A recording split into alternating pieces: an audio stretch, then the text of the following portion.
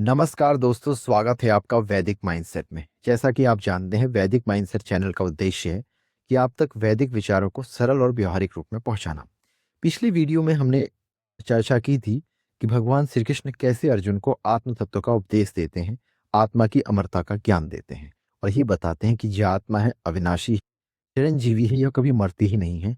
बाकी जो भी परिवर्तन होते हैं वो शरीर, मन, अंतःकरण के स्तर पर होते हैं। हमारी अवस्था बदल सकती है, हमारा स्वरूप बदल सकता है, हमारा शरीर बदल सकता है, लेकिन जो हमारे अंदर छुपा हुआ मैं रूपी आत्मा का तत्व है वो निरंतर अविनाशी ही है। लेकिन भगवान श्री कृष्ण ये भी जानते हैं कि अर्जुन केवल इस ज्ञान से युद्ध करने के लिए तैयार नहीं होगा। इसलिए वो उसे ज्ञान योग से कर्म की तरफ भी ले जाते हैं और कर्म योग का भी उपदेश देते हैं। वे अर्जुन से कहते हैं कि तुम्हें अपने स्वधर्म को देखकर विचलित नहीं होना चाहिए और एक क्षत्रिय के लिए यह आवश्यक है कि वो धर्म युद्ध में पार्टिसिपेट करे, धर्म युद्ध को अपना कर्तव्य समझकर उसका पालन करे, जो अर्जुन करने को तैयार नहीं हो रहा था।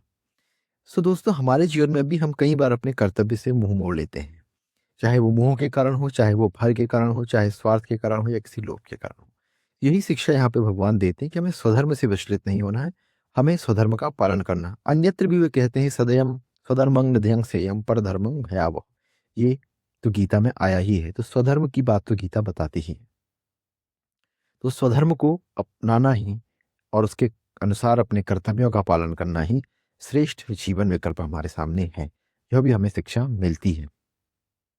इसके अलावा भगवान श्री कृष्ण एक चेतावनी भी देते हैं, अथम चेतो विमंग धर्मं संग्रामम न करिष्यसि तथा स्वधर्मं कीर्तिं च हित्वा पापम वाप्स्यसि। अर्थात अगर तू अपने कर्तव्य कर्म से भागेगा तो ये कोई यश नहीं मिलेगा, तुझे इससे अपमान, बदनामी और निंदा ही मिलेगा। क्योंकि जो आप नहीं करेंगे वो लोग ज्यादा याद रखेंगे बजाय जो आप करते हैं। तो ये एक चेतावनी भी उसे दे रहे हैं कि ये लोक लाज और इसकी सब चिंता तू मत कर, तू अपने धर्म को प्राप्त कर। और अगर तू इसकी चिंता भी करता है तो भी धर्म की युद्ध ना करना भी अपकीर्ति का ही कारण बनेगा, इससे तुझे कोई कीर्ति नहीं मिलेगी। तो ये भी वो भगवान श्री कृष्ण बताते हैं। इसके अलावा एक श्लोक हमें इसमें प्राप्त होता है जो 37वां श्लोक है अध्याय 2 का, जिसमें वो कहते हैं, हतो वा प्रापसी सर्ग चितो वा भोक्यसे महीम तस्माद उत्तिष्ठ कौन्तेय युद्धाय कृत निश्चय।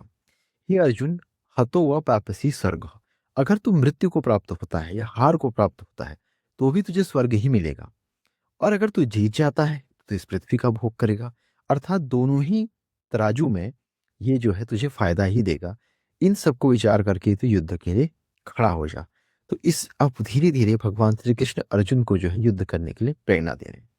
उसके अलावा एक श्लोक हमें और मिलता है जो इसके जस्ट बाद है। वो कहता है, सुख दुखे समे कृत्वा लाभा लाभो जया जयो ततो युद्धा युजस्व नैवं पाप अपाफ्यसि। अर्थात सुख दुख लाभ हानि जीत हार, इन सब को समान रहकर ही तू अगर युद्ध करेगा तो इस प्रकार तू पाप को प्राप्त नहीं होगा। कहने का अर्थ है कि जीवन में हमारे कभी सुख आएगा, कभी दुख आएगा, कभी हम प्रॉफिट में रहेंगे, कभी हम लॉस में रहेंगे, कभी हम जीत में रहेंगे, कभी हार में रहेंगे। अगर आप दुख में हैं तो आप ये सोचिए ये भी बहुत क्षणिक है, क्योंकि दुख आएगा तो सुख आना ही आना है, और सुख आएगा तो दुख आएगा। ये दोनों ही चिंतन आपको रखने हैं। लाभ होगा तो हानि भी हो सकती है और हानि होगा तो लाभ भी हो सकता है।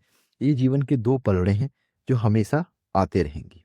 इसी को बैलेंस करके आपने चलना है, और इस प्रकार चिंतन करके अगर आपने कर्तव्य का पालन करते हैं तो आपका कर्म जो है योग युक्त हो जाता है। इसीलिए कहते हैं समत्वम योग उच्यते। अगर हम आज के परिप्रेक्ष्य में जाने तो कई बार हम चीजें समझते हैं कि सही है, लेकिन फिर भी हम उसे करने से डरते हैं, असफलता से डरते हैं। अगर फेल हो गए तो क्या हो गया, परिणाम से डरते हैं। तो इन सब चीजों को छोड़कर हमें जो भी स्वधर्म हमारा है उसका हमें पालन करना चाहिए, क्योंकि कभी भी सरल नहीं होगा। अपने कर्तव्य कर्मों का पालन करना हमेशा कठिन ही होगा, अतः हमें उनसे विमुख नहीं होना चाहिए। हमें अपने आप को आत्मा जानकर, श्री कृष्ण के इन वचनों को ध्यान रखकर अपने कर्तव्य का पालन करना चाहिए और स्वधर्म को ही सर्वोपरि रखना चाहिए।